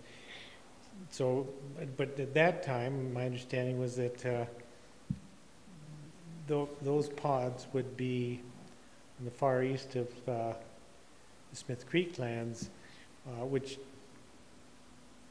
wouldn't necessarily be the first lands developed because of the phasing thing, and yet I'm concerned that that's a need that we have today, and it could be, as you've noted, 20 years out before those lands start being addressed. So the MGA sets out that the consideration of phasing is absolutely a relevant consideration for our council and something that they should look at and make a decision on when they are approving an area structure plan. So when you're looking at the applications as they come forward, once the ASPs actually come forward to council, if there are areas that are prioritized, and we have done this elsewhere in town where we have set phasing requirements where certain types of development, for example, commercial, need to take place prior to too much residential development due to the impact on the municipality's finances. Mm-hmm. So those are reasonable considerations for council to make, and council can attach conditions around phasing to ensure that we're not getting too much of one type of development in advance of other types of development as the ASPs are built out. So that is the implementation planning portion that we referenced earlier this evening. So in that regards, if the sort of commercial development that I'm speaking to, I'm envisioning was only contained in the ASP for Smith Creek, let's say, do you think it would be realistic then to, if we're going to try to control phasing in that way, commercial commercial has to kick in before too much more residential, that sort of phasing, that we could phase between two separate ASPs or only within the same ASP? So that's an interesting question. I believe it should be possible and is certainly something that can be explored, looking at the phasing between the different types of development across all of the remaining lands. We'd have to be careful about the policy language and ensure that, that they are consistent and consistent with the higher level documents. And that would be one advantage of having one ASP for the entire lands rather than two, because then you could shape the phasing in that way so that perhaps the commercial development that I'm imagining could kick in at the eastern end while other type of development is happening on the western end. But see how that goes.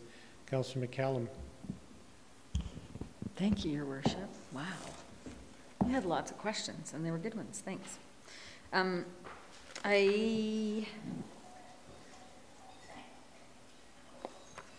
Sorry. I know, I'm not speaking, which is rare. So from 4.3, social cultural considerations, which the mayor touched upon, the provision of a range of housing forms to house people of varying income types. Will you be recommending to the applicant that they take a good look at the housing needs study that's going to come forward in the next 6 weeks or so and use that as a guideline? So once again, there is a requirement in the ASP to pay attention to not just the MDP, but other town policies and plans. Certainly the housing needs study, when it is finalized, and I also look forward to seeing the final version of that, is information that can inform the application and can inform the policy language that is put forward in the ASP. Excellent, thank you.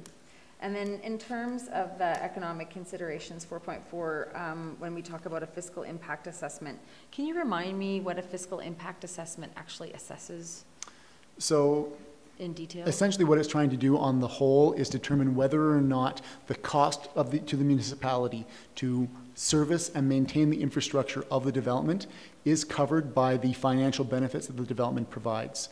So looking at the types of development, essentially at the taxes that can be recovered from the development and the other economic impacts of the development on the area, do those economic impacts outweigh the cost? Because obviously there's a cost. We have to provide streets and roads, we have to do maintenance, we have to do garbage collection, service provision, all of those things, all which come at a cost to the municipality. So we essentially do a deep dive into that full range of costs, everything from recreation to sanitation, road maintenance, etc. So we assess what all those costs are, and we look at then, again, what the economic impacts and benefits of the development are, and we determine whether or not it's essentially a cash positive or a cash negative outcome for the municipality to allow the development to proceed. So it allows us to ensure that we're building neighborhoods that we can actually afford to maintain 50 years out. That's correct. Thank you. On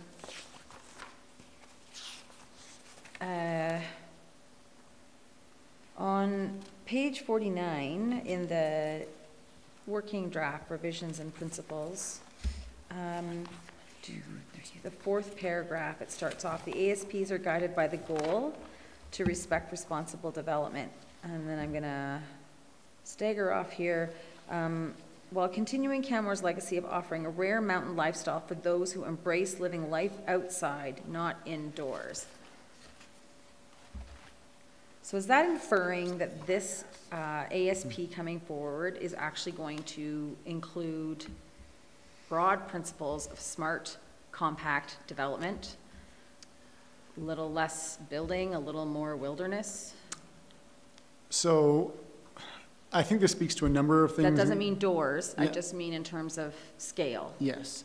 So there are a number of considerations here, including looking at our transportation network that would be relevant for this. We have recently just updated our integrated transportation master plan that will inform. So I don't know that there's a perfectly clear answer to your question. In the ASP policy language, we'll need to reflect all of those values and all of those policies that the town has in place, including around transportation and provision of green space, recreation amenities, etc. Okay, it just seems to speak to great public spaces and more a modest build, which equates affordability generally. Yeah.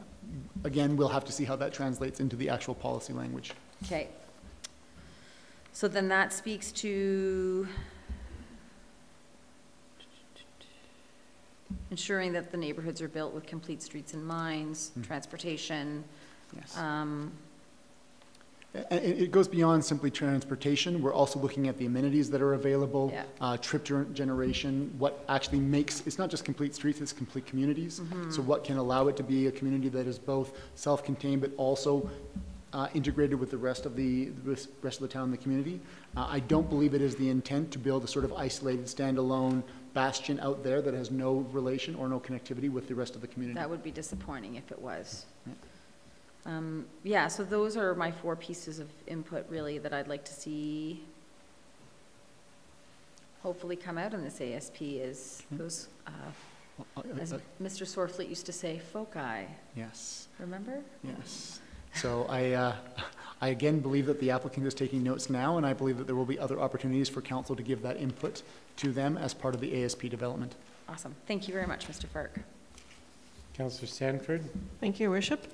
Mr. Fark, I'm wondering if the language in the terms of reference addresses the need for seniors housing in particular.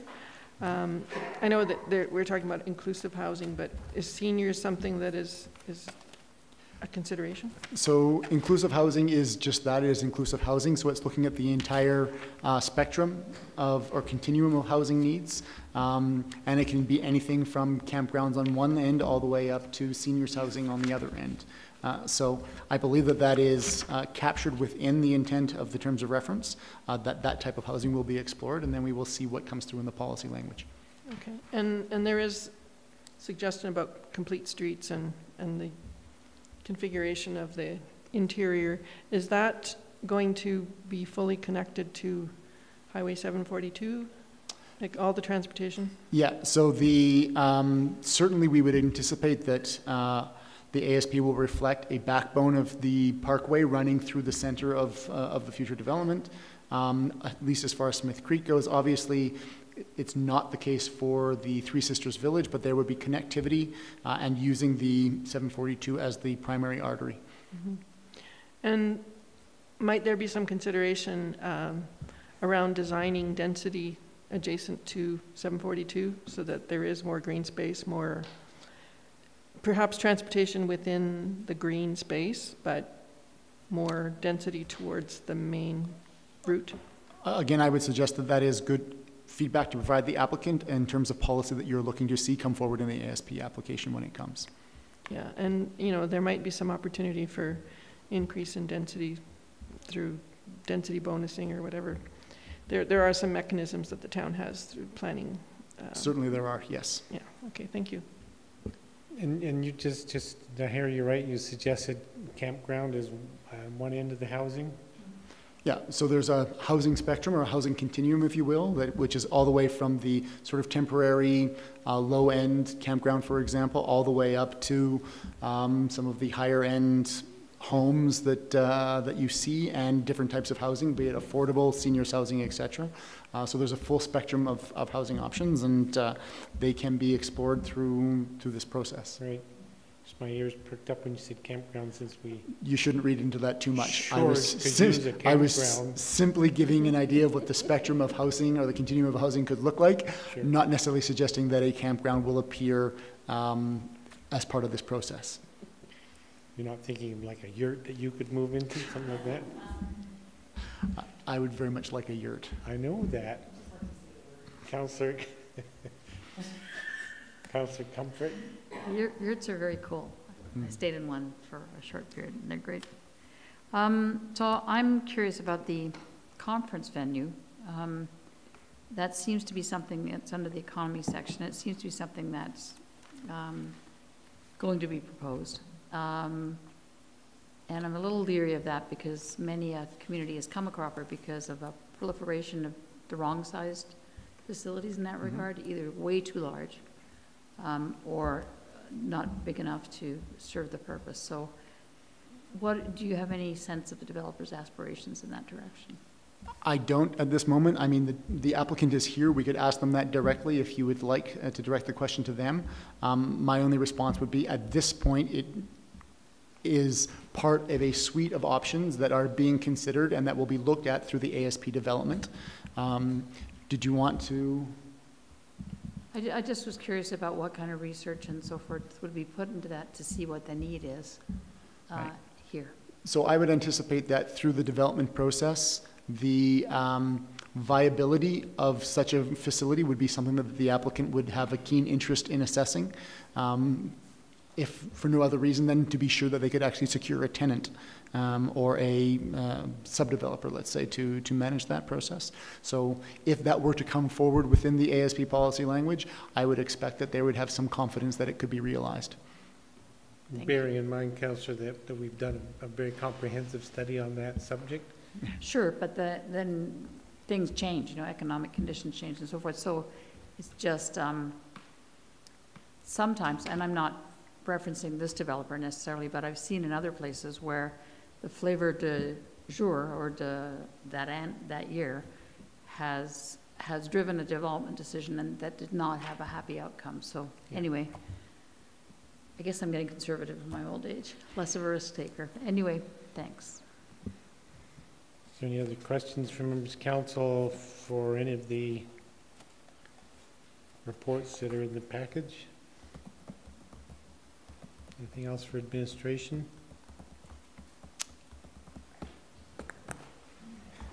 Mr. I'd Fish? just say two things very quickly. One is I'm confident that we can look at phasing between the two area structure plans. So that is something that can be addressed. Secondly, just a very quick point to Councillor Sanford's question. If I understood it correctly, you were referring to Highway 742 currently sort of running through, at the north end of the Three Sisters Village area. It would be difficult to put a lot of density there because as a secondary highway, the plan is to have a limited number of access points to that road, and also the topography around the road is quite steep, so it makes it very difficult to put a lot of density right around there. So Mr. Park was correct, the details of that sort of plan will fall out, and you can raise ideas like that at later points, but I think it would be difficult given the topography and the current designation as a secondary highway to put a lot of density adjacent to the highway. That does not mean that it cannot be in proximity to. Councillor Sanford? I think I was more interested in the Smith Creek area because of the lack of development in that area. So And I know that there will be challenges in the Three Sisters Village Yeah. area. Yeah. And in the Smith Creek, it is envisioned that the parkway will essentially form the artery, the transportation backbone for that area. Right. Yes, and I picked up on the 742. So technically 742 ends at or turns to the highway intersection with the Trans-Canada Highway. So south and east of this junction here, 742 actually goes to the Trans-Canada and does not continue through here. So yes, the Smith Creek plans that were worked on previously showed exactly as you were talking about, density sort of clustered around that artery. So what will that new road be called then, if it's not It's the 742? Three Sisters Parkway. Okay, so it'll be an extension as opposed to 742, it'll be Three Sisters Parkway? We don't know. Okay. We don't know. All right, so I guess I was more concerned about how we integrate Smith Creek into whatever the major transportation route is through that area. So just for clarification, thank you. Just one last thing that sparked when Mr. Fish, I think, said the word topography. So is it possible within an ASP to set things up to reduce the need for grading in the subdivisions? So looking at the environmental conditions is certainly a consideration that we will look at for the development pods, and also, again, through the engineering design guidelines, we will look at that. There has to be a balance found between appropriate development, appropriate grading, and what is viable or feasible in the area. So that is certainly something that will be considered, yes. Sure, just thinking of the extensive grading that occurred in Stewart Creek Phase 3, and wouldn't want to see a whole lot of that happening in the future. Understood. There's no further questions, discussion from council. Thank you all for your input. So then at this time, I will move the council approve the terms of reference for Three Sisters Village Area Structure Plan and Smith Creek Area Structure Plan as presented. I'll speak in support of the motion. Certainly we, through this discussion the last hour or so, I think we've given a good indication of the sorts of things that we as council would be looking to see or hoping to see in the future ASPs, which I think also reflect what the community would be wanting to see. So I will support moving forward in terms of reference, stressing a very strong preference for seeing both area structure plans coming forward at the same time. It will be difficult to approve one without understanding well the entire lay of the land all the way out to George Biggie Road or the East End. Councillor Sanford. Thank you, Your Worship.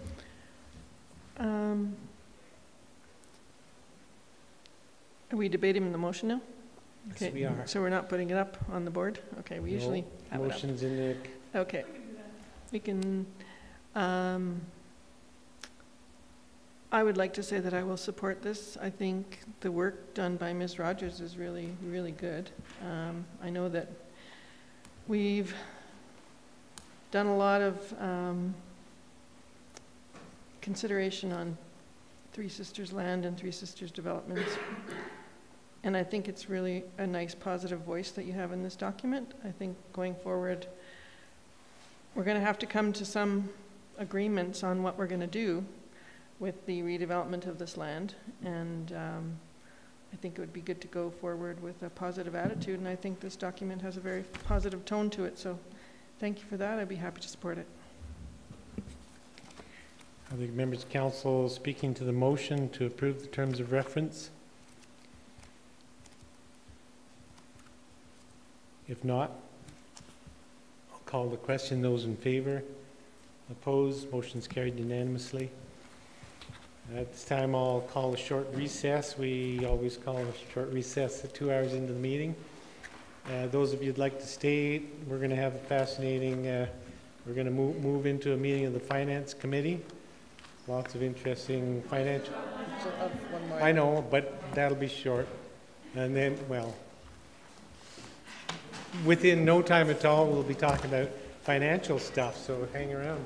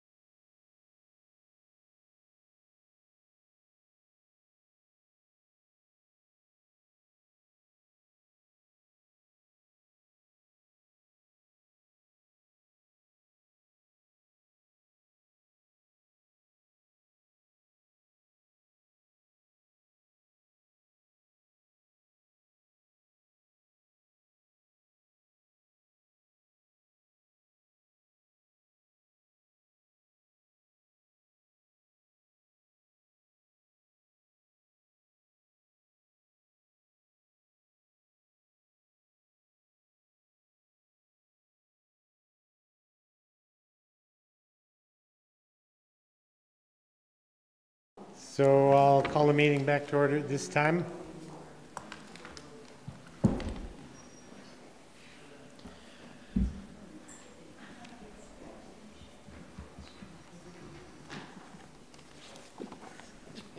Ready? No, quite. Okay, Ms. Rogers.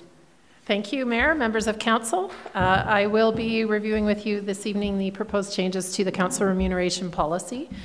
Just by way of reminder, in August at the Committee of the Whole meeting, I had presented some draft changes and then took into consideration the feedback that you had provided, did a bit more research around the per diem item, and then have a final policy to present to you this evening.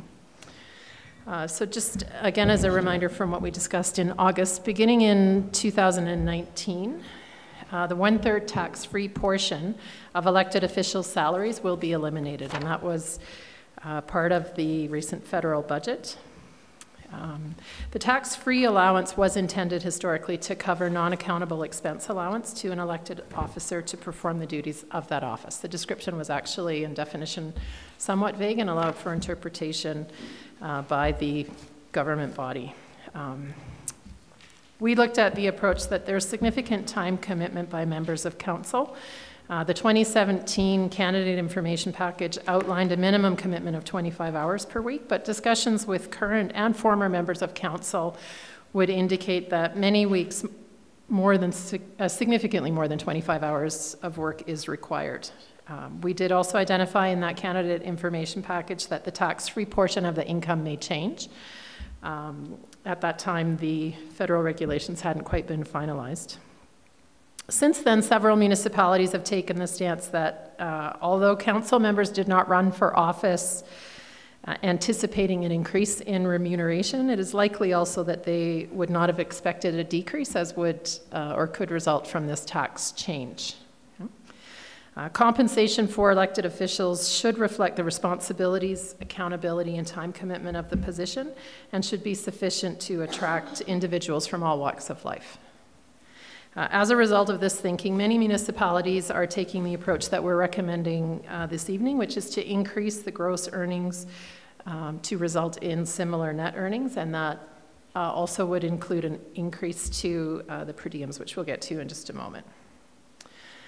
So again, just a summary of what are other municipalities doing. This is a bit in flux. The column on the left would show the municipalities who have already made a decision to increase their earnings. There are several municipalities who are in the stage of proposing those changes but have not yet been finalized by their councils. And then on the right-hand column, no decision yet by several municipalities. A bit of a wait-and-see approach and doing a comparison with others to see what the trend in the province is going to be. In my research with other municipalities, again, similar to what I spoke to earlier, council salaries should not be perceived as a barrier to those seeking to serve public office, either in the mayor or the councillor position, and that idea or that concept has been fairly consistently applied in these municipalities. The level of compensation should attract competent, motivated, and well-qualified community-minded citizens for the offices of mayor and councillor.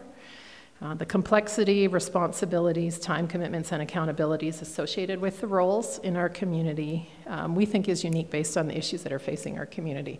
Complex issues and large issues. So we wanted to take that into consideration as well, and also that remuneration be transparent, fiscally responsible, and easily understood by the electorate. So those were some of the factors we considered when developing these policy updates. From a per diem perspective, we are making recommendations to increase the per diem amount slightly to allow for the tax change.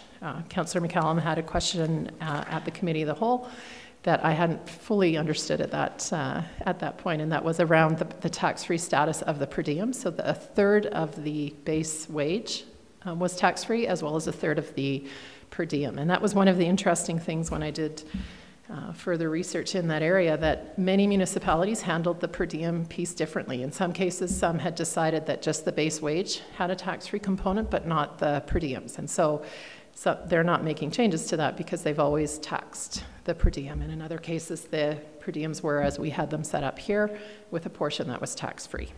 Okay. Just important to note that these per diem rates apply only to councillors. The Office of Mayor is considered to be full-time and has a base salary, but no per diem. Considered to be? Excuse me. The Office of Mayor is a full-time position. It certainly is. Often working overtime. Thank you. Okay. To review the financial impact, we've updated this chart, which we saw in August, to also include the per diem piece. And so the net impact, when we look 2018 salary over 2018 salary, so the impact of the tax change is just over $55,000, and that is spread then out amongst 7 members of council.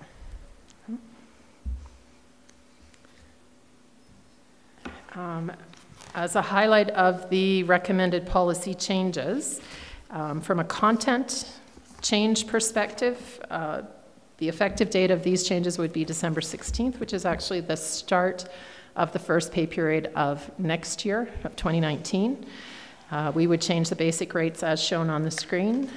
This change does include the cost of living increase, which has been approved as part of the budget guideline process, which was 2%, and also allows for the change in tax-free status. The per diem rates have been updated to reflect that adjustment from the tax-free portion. And then we've just updated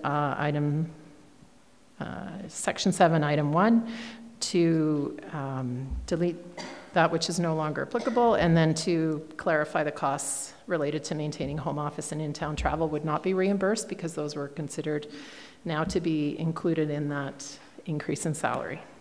The remaining changes within the policy are editorial in nature. We did try to take this opportunity when we had the policy open or up for review to continue to try to clarify what it was we were intending with various items, and to address areas that had been confusing or could benefit from a bit more, I guess, from greater clarity. So that is the end of my presentation, and the recommendation before you would be that Council approve the updated Council Remuneration Policy EX 002 as presented. Thank you very much. Councillor Hillstead. Thank you, Mrs. Rogers, for your presentation. Under responsibilities, number 2, it says councillors are responsible for submitting per diem expensive claims on a bi-weekly basis. I was just wondering, because later on in the policy it also reinforces that, so it was an amendment that was added for on a bi-weekly basis. I'm just wondering if that's really required as it's addressed further down in the policy. Yeah, that's a good point. I think in the responsibilities, it's quite directive, and then it's in section 6-6. So under the per diem section, item number 6, per diem claims should be submitted and approved on the bi-weekly Town of Canmore pay cycle. I think it's more appropriate the should. Under the responsibilities kind of makes it an all-in, and you don't have an option. It is possible someone might be away or be ill or unable to complete their per diem on that biweekly cycle, and then we would accept the per diem on the next cycle. So it would be appropriate to end the sentence, councillors are responsible for submitting per diem expense claims, because we address the biweekly cycle later in the policy. So you would consider that a editorial change this time? Don't need a motion? I think so, yeah. It's a good point, yep. Councillor Comfort? Yeah, and I just, we haven't mentioned it here in this policy or in procedure, but just in the interest of transparency, councillors are entitled to a laptop or device and also an iPad, and that could be the kind of expense that tax-free part could have covered. That's right, yep. So I'm just noting that. Noted. Just so people don't think we're hard done by your worship. Okay. Duly noted. Are there any other questions or points of discussion from Ms. Rogers? Seeing none, thanks very much for all the work. It's been some time to get here. I know quite a bit of work to get there. Thank you. So then at this time, I will move the council approve the updated council remuneration policy AX-002 as presented. And I'll speak in support of the motion. And Ms. Rogers talked about it in her presentation, the fact that we want to be sure that a range of people in the community are able to consider running for elected office in the town of Canmore. It's an important job, and we need to, people need to know that they can take this job and still put food on the table. And I know over the years I've talked with a lot of people that I thought would make excellent members of council, and often they've been interested, but just couldn't manage to make it work in their lives, considering the remuneration. So if we were to see the remuneration drop in any way, that's just going to make it that much more difficult for really good candidates to come forward. So happy to support this motion. Councillor McCallum. Thank you, Your Worship.